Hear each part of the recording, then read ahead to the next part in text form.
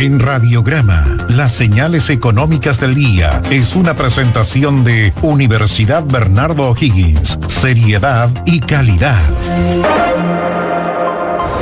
Bajo la Bolsa de Comercio Santiago Lipsa en un 1.79%, el índice general en un 1.72%. Con cierre mixto quedó la Bolsa de Nueva York. En Wall Street el Dow Jones al alza 0,12%, pero el Nasdaq a la baja 1,1%. El dólar bajó 10 pesos, se cotizó comprador en 926 pesos con 70, vendedor 927 pesos. El euro está en 910 pesos con 75 centavos. Unidad de fomento para hoy, 34.410 pesos con 86 centavos. El cobre hasta ahora está a la baja un 0,14%, está en $3 con 45 centavos la libra. Ayer había quedado en $3 con 44 centavos. El petróleo Brent de referencia para Chile sube un 0,52%, está en $94 con 82. El WTI sube un 0,35%, está en $89 con 68 centavos el barril. Se entregaron proyecciones de parte del Fondo Monetario Internacional y de acuerdo a estas, Chile será el único país de América Latina que experimentará una caída de su economía en 2023. El FMI elevó, sin embargo, su proyección para este año. A juicio de expertos, el pronóstico se explica principalmente, ¿por qué? Por la caída de la inversión, el retroceso del precio del cobre, la incertidumbre política que genera el proceso constituyente. En tanto, Perú comienza a avanzar a pasos agigantados sobre Chile en el sector minero, por ejemplo. Algo está pasando con nuestro país. Ya hay alguna proyección, por ejemplo, se estima que, según el Fondo Monetario Internacional, el crecimiento bajo el gobierno de Gabriel Boric sería de 1,3%, prácticamente nulo considerando el crecimiento de la población y el más bajo desde el año 1990.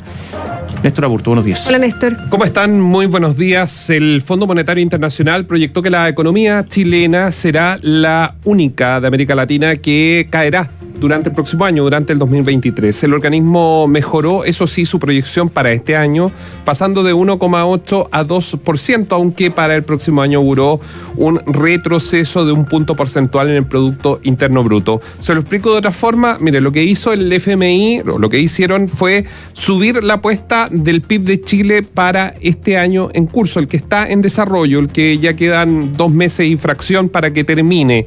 Es decir, dijo, durante estos 12 meses Chile va a crecer un 2%. Pero, ¿cuál es la mala noticia para poder tenerlo absolutamente claro? La proyección del Fondo Monetario Internacional, el FMI, que pocas veces se equivoca, lamentablemente para el futuro de Chile, dice que el organismo cree que nuestro país iba a crecer. Eso era lo que decía en su última proyección. Pero ahora plantea una contracción económica de un 1%. Es decir, no iba a crecer, pero ahora va a retroceder respecto a la escala y en los números sobre su PIB. Esto en línea con lo señalado, usted lo sabe, con la Organización para la Cooperación y el Desarrollo Económico, la OCDE, que sostuvo que Chile es el país miembro con las señales más fuertes de ralentización de su economía, es decir, que le va a costar echar a andar la economía. El académico de la Escuela de Negocios de la Universidad Central, Jean-Paul Quinteros, afirmó que estas proyecciones negativas se dan por el escenario de alta inflación global y también que está golpeando obviamente a Chile, donde si bien el Banco Central ha aumentado la tasa de interés para frenar el avance sostenido de los precios, dice el economista, el costo sería un bajo desempeño económico para los siguientes semestres, es decir, para controlar la inflación. Con este tipo de modelo, evidentemente, la economía no va a iniciar un camino, se va a tomar tiempo y algunos calculan hasta 36 meses. Andrés Solimano, que es presidente del Centro Internacional de Globalización y Desarrollo, también cree que la política monetaria del Banco Central ha incidido en el retroceso económico estimado para el próximo año, aunque también responsabilizó a la reducción del gasto público de este año en curso, establecida en la ley de presupuesto elaborada por el gobierno de Sebastián Piñera, pero que tiene que ejecutarla esta administración que llegó el pasado 11 de marzo. Los diversos retiros de los fondos previsionales durante el 2021 y el ingreso familiar de emergencia entregados por el gobierno de Sebastián Piñera, todo esto por la crisis sanitaria y económica derivada de la pandemia de COVID-19, ocasionaron efectos colaterales en la economía nacional que serán visibles en la recesión proyectada para el año 2023. Así lo dijo Juan Ortiz, economista de la Universidad Diego Portales, en conversación con la radio.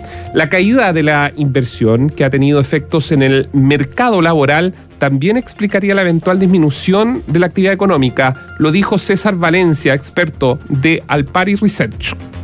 Digamos que la principal, o una de las principales, tiene que ver con la caída de la inversión que viene experimentando el país ya hace varios años. Para este año, lo menos lo que se espera que la caída de la inversión real sea un 4%, y para el próximo año tengamos una contracción, en este caso, de 11% a nivel real. Otro factor, a juicio del experto de Libertad y Desarrollo, Felipe Berger, es la incertidumbre política que genera el lento avance del proceso constituyente. De alguna manera, estas están incididas por la incertidumbre que agrega el nuevo proceso constitucional que se va a enfrentar nuestro país, en donde de alguna manera no se tiene claridad de cómo se va a llevar a cabo, ni tampoco de cómo se va a escribir, ni quiénes van a escribir la nueva Carta Magna. Son años complejos para quienes nos están escuchando. Respecto a la inflación, que es otro de los grandes temas, el Fondo Monetario Internacional proyectó que para el año 2023 esta se ubicará, en el caso chileno, en 8,7% anual, lo que marcará una caída respecto a los 2 dígitos estimados para este año, pero pone una tremenda presión en general, porque muchas veces esto está directamente relacionado con los sueldos. Es un aumento de un 8,7%, por ejemplo, en el pago de los salarios de las empresas que tienen personas contratadas. Al respecto, economistas coincidieron en que el gasto fiscal del próximo año será vital para crear un efecto contracíclico y poder detener esto. Ahora, usted que paga su auto en cuota, que tiene créditos asumidos en UF, la UF no va a dar tregua. O sea, la UF va a seguir subiendo, se va a empinar ya prontamente por los 35.000 pesos, está en 34.000 y fracción. Se vienen momentos muy complejos para la economía. O sea, la cantidad de autos que se vendía, eso ya va a ser parte del pasado. Probablemente auto usado va a ser una alternativa, pero repuestos, todo eso va a estar carísimo. Con una economía frente a Perú, por ejemplo, en materia de cobre, que se vuelve, tanto por temas sindicales, por varios, una lista larga, que obviamente se vuelve mucho menos competitiva. Las 40 horas. Los trenes que los asaltan. La reforma tributaria.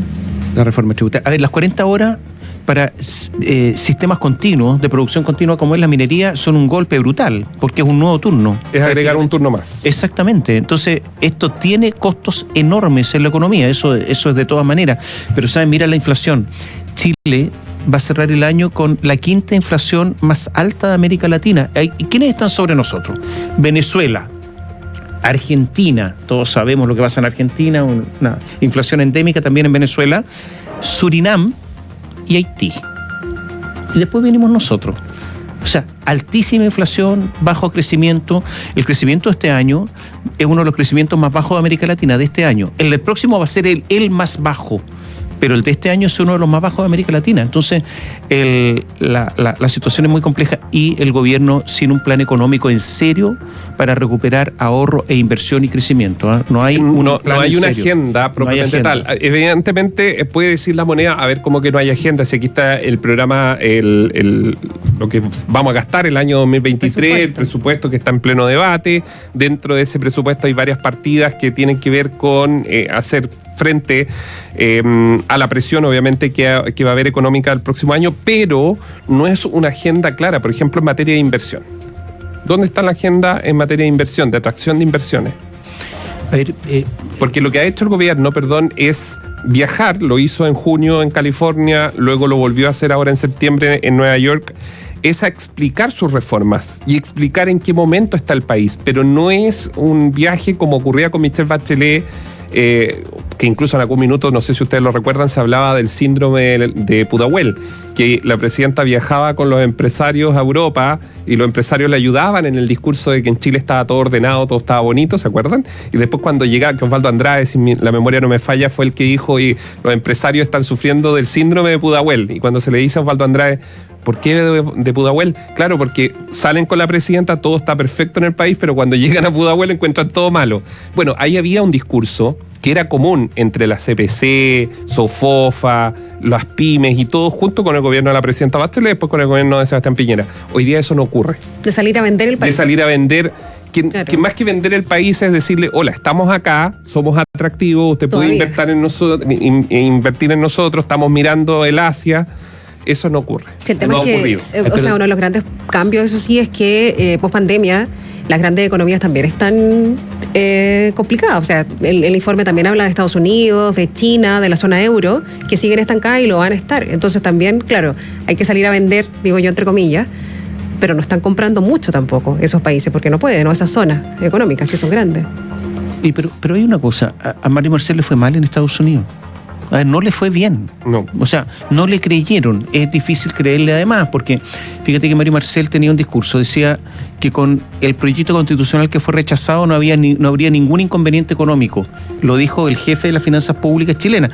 Y resulta que el ambiente internacional es que sí habría problemas económicos con la nueva constitución. Entonces, al final no le cree mucho cuando ha realizado este tipo de declaraciones. Hay un informe de Bloomberg ayer que es muy brutal, dice: la inestabilidad experimentada durante los últimos meses en los activos chilenos están borrando los últimos rastros de la reputación del país como el más estable de América Latina. Textual, ¿eh? Es brutal. Dice que la volatilidad del peso es la más alta del mundo después de la moneda rusa. Nos estamos comparando con un país en guerra. Mientras que la tasa de swap locales han oscilado a un ritmo casi sin precedentes. Esta imprevisibilidad ha empujado a muchos inversionistas a quedarse al margen, con la deuda soberana en dólares de la nación ahora cotizando a niveles similares a los de Filipinas, calificados 2 escalones por debajo de Chile. Y por lo tanto se estima que la clasificación de riesgo chileno siga cayendo en cuanto a la deuda. Entonces, todas las señales son señales complejas. Muy difícil para lo que se viene y muy difícil porque, a ver, han salido, y lo hemos dicho un montón de veces, 50.000 millones de dólares en la economía chilena. Los depósitos en dólares están disparados en nuestro país. La gente está comprando dólares y depositando en dólares. ¿Por qué? Porque no cree en el peso chileno. ¿Pero dónde pasa eso? En Argentina. Sí. No estoy diciendo que estemos al nivel de Argentina, pero lo que sí ocurre es que los argentinos apenas pueden comprar en dólares. Y aquí está pasando un poco lo mismo. Abrir una cuenta en dólares en casas bancarias, en instituciones. De hecho, le puede llegar un correo electrónico: abre tu cuenta en dólares, que está su cuenta corriente. Para quienes tienen acceso a cuenta corriente, tienen una cuenta corriente. De repente algunos tienen una cuenta vista. Ahora tienen además su cuenta en dólares. Ahora, las presiones que va a haber en cuanto a gasto público, porque no se van a poder entregar prestaciones sociales, Es que, sí, con este crecimiento va a ser algo muy impactante para el gobierno, muy fuerte, y una carga muy pesada para el gobierno que venga además, porque esto es largo. Primero que haya ahorro, después inversión, y después que esta inversión se traduzca en crecimiento largo. Sí, en un país, para ir cerrando, en un país en que mañana puede haber un terremoto en Santiago y que necesita echar mano a caja. Ahí no va a haber caja. Por eso le digo, ¿por qué es tan importante lo que dejó como herencia Ricardo Lagos, que era el reordenamiento de las finanzas y siempre dejar un poquito? Esto es como administrar una casa, lo han dicho los economistas aquí mismo en los micrófonos de la radio, porque Chile es muy vulnerable, que hace erupción un volcán, que no le ha ocurrido a esta administración, que puede venir mañana un terremoto en grandes urbes, donde obviamente la reconstrucción de líneas de metro en caso de que se vean afectadas, por ejemplo, es enorme. Y ahí hay que saber sacar esa plata. Entonces, con créditos caros, sin plata, un desastre natural, solo un desastre natural nos puede significar un montón de retroceso al país, de estancamiento por muchos años. Pero doy un ejemplo. Por muchas décadas. Ha subido tanto la deuda que este gobierno va a tener que pagar en los 4 años solo en intereses 14.000 millones de dólares. Solo en intereses, sin amortizar la deuda. Eso es prácticamente 2 años de todo Codelco trabajando para pagar intereses nada más. Para ningún otro costo, otro gasto. 2 años de los 4. Entonces, claro, al final eso es una situación que está empezando a complicar a cualquier gobierno. Para terminar, Perú. Perú 40% ha crecido la inversión en el área minera en el mes de agosto, lo cual es un golpe, evidentemente, se comienza a ser muy atractivo, y así lo ha dicho el Ministerio de Minas, de Energía y Minas del Perú, y hay algo que se da, que son las cuerdas separadas, porque tiene un gobierno que va directo a un precipicio, con un presidente acusado, claro, que ha tenido 4 presidentes en 2 años. Sin embargo, la economía sigue prosperando, la del Perú. Algunos llaman eso las cuerdas separadas, donde la área empresarial entendió que una cosa es la política y otro es el modelo económico que está llevando adelante Perú. Y demos un último dato. El ingreso per cápita chileno llegó a ser el primero de América Latina. Sí. Después pasó a ser el segundo después de Panamá. Va a aumentar.